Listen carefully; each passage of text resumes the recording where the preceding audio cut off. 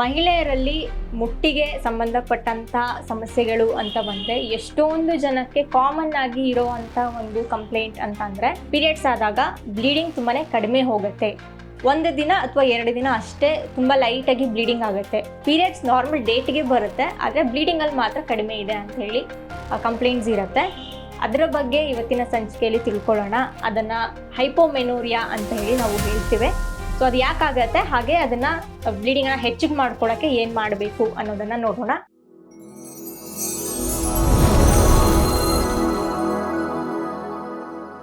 ತತ್ವಮಾಸಿ ಚಾನಲ್ಗೆ ಸ್ವಾಗತ. ನಾನು ನಿಮ್ಮ ಡಾಕ್ಟರ್ ಅಮೃತ, ಎಸ್ ಜೀವೋತ್ತಮ ಹೆಲ್ತ್ ಆಯುರ್ವೇದ ಕೇಂದ್ರ, ಬೆಂಗಳೂರು. ಸೊ ಈ ಹೈಪೋಮೆನೋರಿಯಾ ಅಂತ ಹೇಳಿದ್ರೆ ಅಥವಾ ಮುಟ್ಟಾದಾಗ ಬ್ಲೀಡಿಂಗ್ ಏನ್ ಕಡಿಮೆ ಆಗುತ್ತೆ, ಇದು ಸಾಕಷ್ಟು ಕಾರಣಗಳಿರುತ್ತೆ. ಅದರಲ್ಲಿ ಮುಖ್ಯವಾಗಿ ಬರುವಂತ ಕಾರಣ ಅಂತ ಹೇಳಿದ್ರೆ ನ್ಯೂಟ್ರಿಷನಲ್ ಡೆಫಿಷಿಯನ್ಸಿ. ಅದರಲ್ಲಿ ಐರನ್ ಕಡಿಮೆ ಆಗಿದೆ ಅಂತ ಅಂದ್ರೆ, ಅಥವಾ ಹಿಮೋಗ್ಲೋಬಿನ್ ಕಡಿಮೆ ಆಗಿದೆ ಮಹಿಳೆಯರಲ್ಲಿ ಅಂತ ಅಂದಾಗ ಈ ರೀತಿ ಆಗುತ್ತೆ, ಅಥವಾ ಫೋಲಿಕ್ ಆಸಿಡ್ ಕಡಿಮೆ ಆಗಿದ್ರು ಕೂಡ ಆಗುತ್ತೆ. ಇದು ಮೋಸ್ಟ್ ಕಾಮನ್ ಆಗಿ ನಾವು ನೋಡುವಂತಹ ಒಂದು ಕಾರಣ.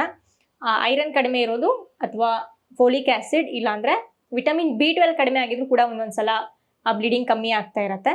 ಸೊ ಇದೆಲ್ಲ ನ್ಯೂಟ್ರಿಷನಲ್ ಡೆಫಿಷಿಯನ್ಸಿ ಅಂತ ಹೇಳ್ತೀವಿ. ಅವರು ಸರಿಯಾಗಿ ಆಹಾರವನ್ನು ಸೇವನೆ ಮಾಡ್ತಾ ಇಲ್ಲ, ಕಂಪ್ಲೀಟ್ ಪೋಷಕಾಂಶಗಳಿರೋ ಅಂತ ಆಹಾರ ಸೇವನೆ ಮಾಡ್ತಾ ಇಲ್ಲ ಅಂತ ಅಂದಾಗ ಈ ಥರದ ಒಂದು ಡೆಫಿಷಿಯನ್ಸಿಯಿಂದಾಗಿ ಬ್ಲೀಡಿಂಗ್ ಕಡಿಮೆ ಆಗ್ತಾ ಇರುತ್ತೆ.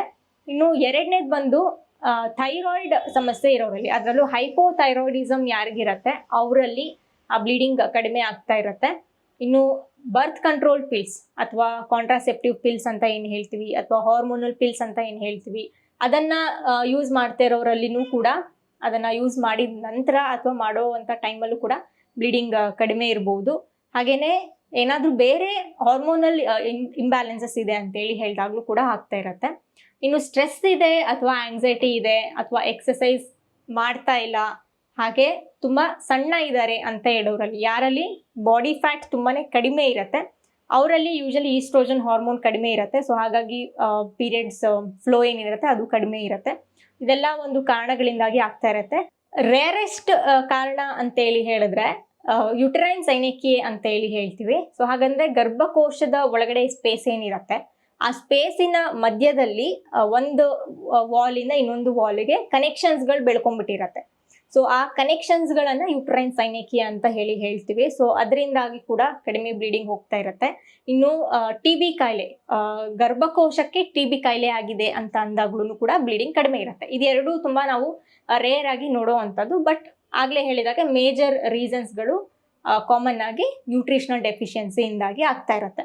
ಸೊ ಇದನ್ನ ಹೇಗೆ ನಾವು ಹೆಚ್ಚಿಗೆ ಮಾಡ್ಕೊಳ್ಳೋದು ಅಂತ ನೋಡಿದ್ರೆ, ಮೊದಲನೇದಾಗಿ ಆಹಾರವನ್ನ ಚೆನ್ನಾಗಿ ತಗೋಬೇಕಾಗತ್ತೆ. ಕಂಪ್ಲೀಟ್ ನ್ಯೂಟ್ರಿಷನ್ ಇರೋವಂಥ ಆಹಾರ, ಎಕ್ಸಸೈಸ್ ರೆಗ್ಯುಲರ್ ಆಗಿ ಇರಬೇಕು. ಹಾಗೆ ಥೈರಾಯ್ಡ್ ಸಮಸ್ಯೆ ಏನಾದರೂ ಇದೆ ಅಂತೇಳಿ ಹೇಳಿದ್ರೆ, ಹೈಪೋಥೈರಾಯ್ಡಿಸಮ್ ಇದೆ ಅಂದರೆ ಅದ್ರ ಮೇಲೆ ನೀವು ಕೆಲಸ ಮಾಡಬೇಕಾಗತ್ತೆ. ಅದನ್ನು ಸರಿ ಮಾಡ್ಕೊಳ್ಳಿಕ್ಕೆ ಗಮನ ಕೊಟ್ಟರೆ, ಅದನ್ನು ಸರಿ ಮಾಡಿಕೊಂಡ್ರೆ ಆಟೋಮೆಟಿಕ್ ಆಗಿ ನಿಮ್ಮ ಪೀರಿಯಡ್ಸ್ ಕೂಡ ಸರಿ ಆಗ್ತಾ ಬರುತ್ತೆ. ಇನ್ನು ಔಷಧಿಗಳೇನಾದರೂ ಹೇಳಿ ಅಂತೇಳಿ ಹೇಳಿದ್ರೆ, ಮೊದಲನೇದಾಗಿ ಇದನ್ನು ನಾವು ಆಯುರ್ವೇದನಲ್ಲಿ ಅಗ್ನಿ ಕಡಿಮೆ ಆಗಿರೋ ಕಾರಣದಿಂದಾಗಿ ಆರ್ತವ ಅಂತ ಹೇಳ್ತೀವಿ. ಮೆನ್ಸ್ಟ್ರುವಲ್ ಬ್ಲಡ್ ಏನಿದೆ ಅದನ್ನ, ಸೊ ಆರ್ತವ ಕ್ಷಯ ಅಂತ ಹೇಳ್ತೀವಿ. ಸೊ ಬ್ಲೀಡಿಂಗ್ ಕಡಿಮೆ ಆಗ್ತಾ ಇರೋದನ್ನ, ಅದಕ್ಕೆ ಕಾರಣ ಬಂದ್ಬಿಟ್ಟು ಅಗ್ನಿಮಾಂದ್ಯ ಅಥವಾ ಅಗ್ನಿ ಕಡಿಮೆ ಆಗಿರೋದ್ರಿಂದ, ನಮ್ಮ ಡೈಜೆಷನ್ ಫೈರ್ ಏನಿದೆ ಅದು ಕಡಿಮೆ ಆಗಿರೋದ್ರಿಂದಾಗಿ ಈ ರೀತಿ ಆಗ್ತಾ ಇರುತ್ತೆ ಅಂತ ಹೇಳಿ ಆಯುರ್ವೇದ ಕಾನ್ಸೆಪ್ಟ್ ಪ್ರಕಾರ ಹೇಳ್ತೇವೆ. ಸೊ ಅಗ್ನಿವರ್ಧಕ ಆಹಾರಗಳನ್ನ ಹೆಚ್ಚಿಗೆ ತಗೋಬೇಕು. ನಮ್ಮ ಸ್ಪೈಸಸ್ಗಳೇನಿದೆ ಅದರಲ್ಲೂ ಶುಂಠಿ ಏನಿದೆ ತುಂಬಾನೇ ಒಳ್ಳೆಯದು, ಬ್ಲಡ್ ಸರ್ಕ್ಯುಲೇಷನ್ ಅನ್ನ ಇಂಪ್ರೂವ್ ಮಾಡುತ್ತೆ.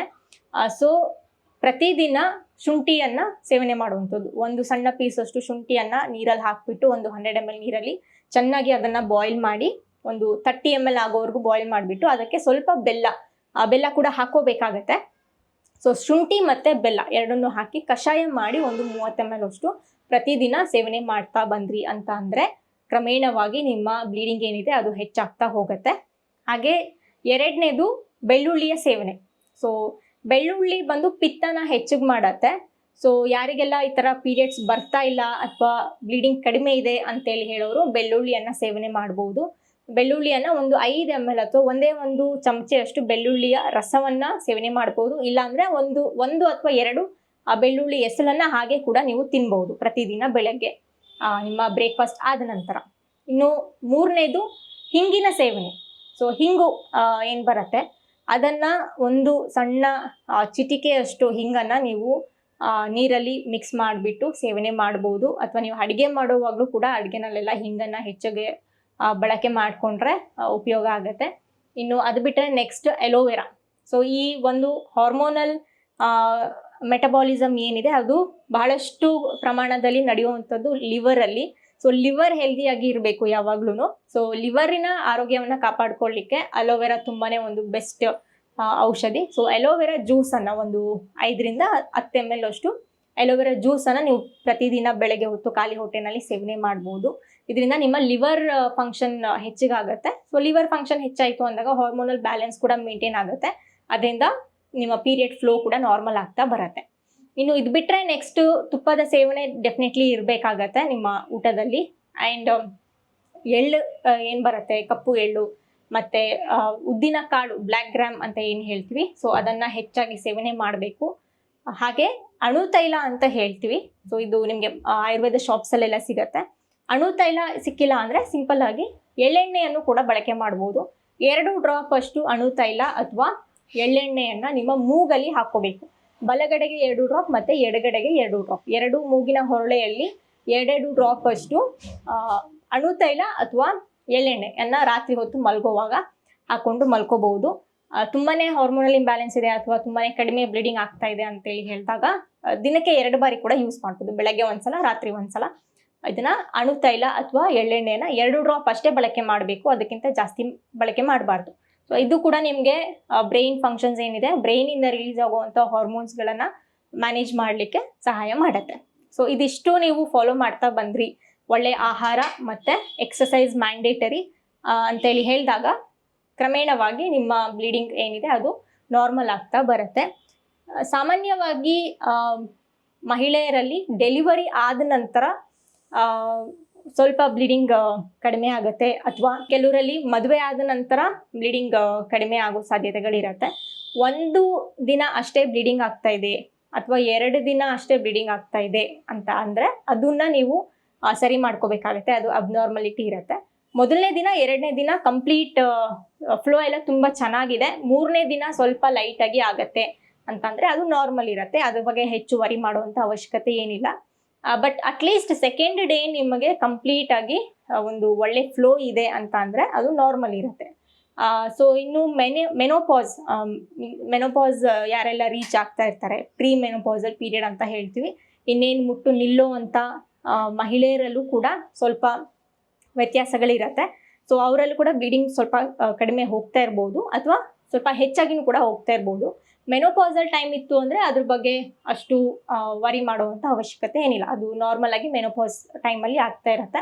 ಇದನ್ನು ಹೊರತಾಗಿ ಬೇರೆ ಒಂದು ಕಂಡೀಷನ್ನಲ್ಲಿ ಅಥವಾ ಬೇರೆ ಒಂದು ರೀಸನಿಂದಾಗಿ ಬ್ಲೀಡಿಂಗ್ ಕಡಿಮೆ ಆಗ್ತಾ ಇದೆ ಅಂತ ಅಂದಾಗ ನೀವು ಡೆಫಿನೆಟ್ಲಿ ಟೇಕ್ ಕೇರ್ ಮಾಡಬೇಕಾಗತ್ತೆ.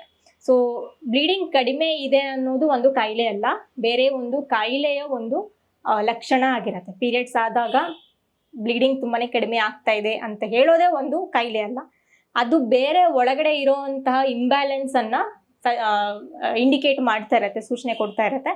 ಅದೇನು ಅಂತ ನಾವು ಕಂಡುಹಿಡ್ಕೊಂಡ್ಬಿಟ್ಟು ಅದ್ರ ಮೇಲೆ ವರ್ಕ್ ಮಾಡಿದ್ರೆ ಅದು ಸರಿ ಹೋಗ್ತಾ ಹೋಗುತ್ತೆ. ಸೊ ಇದಿಷ್ಟು ಬ್ಲೀಡಿಂಗ್ ಬಗ್ಗೆ ಇದ್ದಂತಹ ಮಾಹಿತಿ. ಎಷ್ಟೊಂದು ಮಹಿಳೆಯರಲ್ಲಿ ನಾವು ಈ ಕಂಪ್ಲೇಂಟನ್ನು ಕೇಳ್ತಾ ಇರ್ತೀವಿ, ನಮ್ಮ ಕ್ಲಿನಿಕಲ್ಲಿ ಬಂದಾಗಲೂ ಕೂಡ ಹೇಳ್ತಾ ಇರ್ತಾರೆ ಬ್ಲೀಡಿಂಗ್ ತುಂಬ ಕಡಿಮೆ ಆಗ್ತಾ ಇದೆ, ಏನು ಮಾಡೋದು ಅಂತ ಹೇಳಿ. ಸೊ ಎಲ್ಲ ಮಹಿಳೆಯರಿಗೂ ಇದನ್ನು ಶೇರ್ ಮಾಡಿ, ಹಾಗೆ ವಿಡಿಯೋವನ್ನು ಲೈಕ್ ಮಾಡಿ ಅಂತ ಹೇಳ್ತಾ ಮುಂದಿನ ಸಂಚಿಕೆಯಲ್ಲಿ ಸಿಗೋಣ. ಎಲ್ಲರೂ ಸ್ವಸ್ಥರಾಗಿರಿ. ನಮಸ್ಕಾರ.